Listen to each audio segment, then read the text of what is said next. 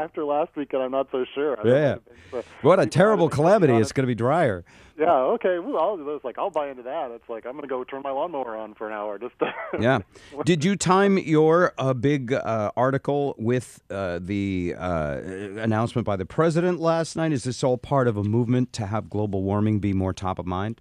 No, actually, I didn't start writing that until I got in yesterday. And I knew the report was coming out, but I didn't know what the report had said. I didn't have the final draft. So as soon as I got into work yesterday, it's like, well, they did a really nice thing. Instead of just saying it like as a national thing, they broke it down into regions. It's like, well, people here are only going to care about, Yeah, we only care about ourselves. Who cares about the whole right. planet? So I went through and just kind of perused. It took about 4 hours to write that thing, and just read through all the pages, and they have the little like highlight pages for like, okay, if you just want to glance at it and see what it is. Then they had like the section where it's like into the gory, like weather and climate number details, and I was like, okay, I better plow through this. And so just kind of went through there and tried to translate it for, okay, here's 840-page report, here's 3 pages on what it means for us. And no doubt, Scott, and I read your article, we are going to experience some change. But before we get into what is going to happen here in the Pacific Northwest, I want to say, and see if you agree with this, that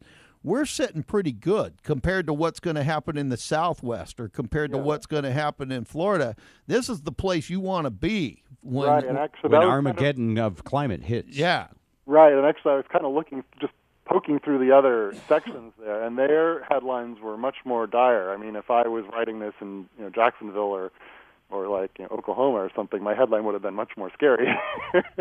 But yeah, looking through it, it's like we are a bit lucky that we're next to the Pacific Ocean. The Pacific Ocean is a big cold body of water, and that is going to kind of mitigate the effects of global warming for us for a while until the Pacific Ocean catches up sometime in the future. But all right, bottom line, shrinking snowpacks, drier summers, all sounds like less moisture, which this month I'd be very happy to hear about. And where the hell is it?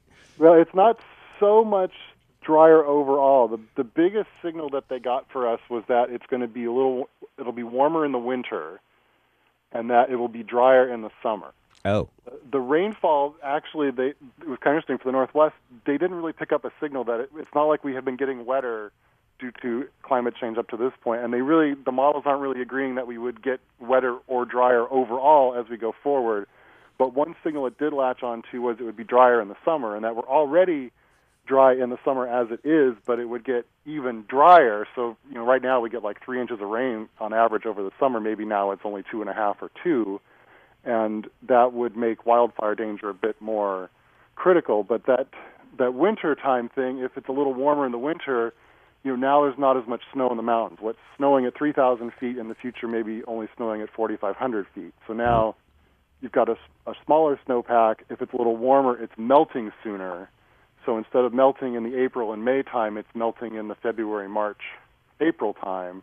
So there's not as much water available in the summertime when you really need it for agriculture and the salmon runoffs, and for you go to fight wildfires, and now you're kind of short on water and you're fighting everyone else, and it's drier, it's hotter, the wildfires are longer and bigger, and you have less water to fight it with. So that's kind of the number one impact that they list, or at least that I grabbed onto for the Northwest. The drier summers. The shrinking snowpack means because it's warmer, even if it may rain as much or possibly more, it's going to end up being water, and we're not going to have the melt in the summer that keeps the streams flowing and everything balanced the way it usually is. Right. Now, the good news is it's, at least as far as the winter time goes, it's not like we're getting drier in the winter, which I think, warmer is bad, drier is worse. And so at least if it's raining up in the mountains, even if it's not sticking as snow, we would have some ability to capture that rain. So it's like we could always build, bigger reservoirs or something. So there would be, at least for some parts of the effects of a warmer winter, we might be able to kind of help ourselves out a little bit there. But it's still, right now it's kind of easy. Put a bunch of snow in the mountains, it really helps us on so many fronts. And, it helps with the forest too, and it helped the ecosystem. That was one of the other impacts they talked about was, if it's drier, then the trees get more disease and more insects easily, and they could die off. And there's discussions of how our forests will start changing in the mid-century, and if global warming and climate change really goes rampant by the end of the century, you're talking about, maybe even a change in forest type, like we don't get the big subalpine forests here anymore. One thing they're talking about, too, and I don't know how much this is going to affect us, not as much as the East Coast, but rising sea levels. And I read we're already talking about moving one little town out there on the coast. Is it Tallulah or Tallulah? Right, the Native America tribe. Yeah, they were right. They had an issue just it was last winter. We had a storm that kind of knocked out the seawall that they have there, and they are right there on the water. The rising sea levels of the impacts that it listed, that one was kind of the third on my list. It's more dire in other places in the country where I got to say this, Scott. Who cares? Who cares 50 years from now? Colin. Anybody with a kid right now. I don't care about them. They can move. They'll be resourceful. What planet would you recommend? Any planet. Any planet. By then, they'll be able to go. All right. Let me ask you about now, because that's all I really care about. Now, what I can see today. Right. The last 2 months have been record-setting rain months for us. Right. Does it have anything to do with climate change? No, not at all. Not at all, really. Nothing that you see in the short term. The thing about climate change is it's not any one single solitary event. So you can't blame the East Coast, mega winter. You can't blame that it was super dry in the autumn and super wet in the spring here. It's not so much any individual event. It's the frequency of events that kind of what happens. It's like if it hits 105 this summer, that would be a record. It's like, okay, fine. But if it hits 105 this summer, and then in 2 summers, and then in 5 summers, and then we start hitting it more often, and then 90-degree days instead of 3 or 4 a year, we're talking 6 or 7 a year. That's kind of where you lean. Or instead of getting 15 inches of rain in the winter, now you're getting 13, or the snow level at actually one good example might be Snoqualmie Pass. That they expect a certain amount of snow each year to run their ski resort. Well, if the snow level keeps gradually rising, all of a sudden their ski season's much shorter, or in some day maybe even non-existent. This may become a hiking resort instead of a ski resort.